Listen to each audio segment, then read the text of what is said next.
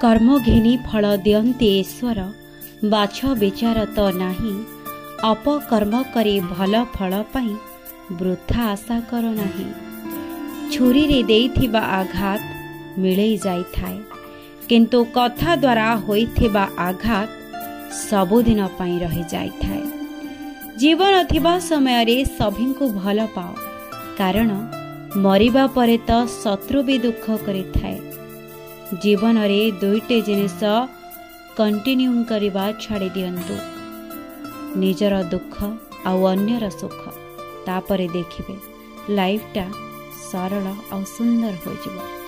जदि मो कथाटी आपनको भल लगी तेबे मो वीडियो रे लाइक शेयर कमेंट करने को जमा भी भूलिबेनी।